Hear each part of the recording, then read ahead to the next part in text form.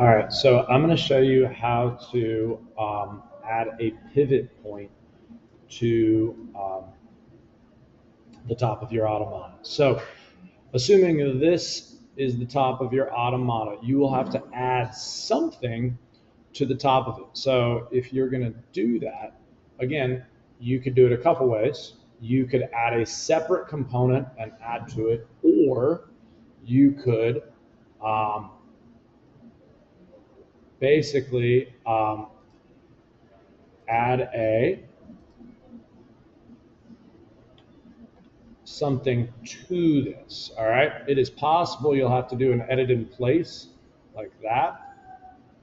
Okay, but you could then add a something like a box or something like that, where then you extrude it up.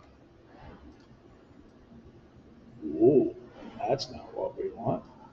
Okay, so we want to join, and we just want to make sure we have that. All right, so you could do something like this. All right, then you would need to make a hole in this. All right, the hole would be, I said 0.2. It would depend on the dowel you're planning on using, but basically we need a hole. So just like I did over here, I made a hole, and then you are going to make whatever it is that you want to rotate. All right, so this is pretty simple. This is literally just a flat piece with a cylinder, and that cylinder should be the same size as that. All right, then you want to make sure that both of these items, this and this, are components, and then you should just be able to use the J joint command, switch it to revolute, go in, all right, and click on the center here,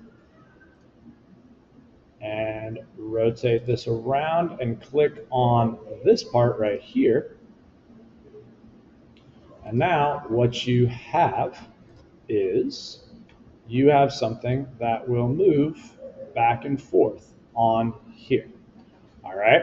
So this allows you, so let's say you had our follower over there, it would allow this to push this up, something like that. Now, the important thing to make sure you understand is this, if you want this to align with your vertical axes, this has to be directly under this. So where you place this is important.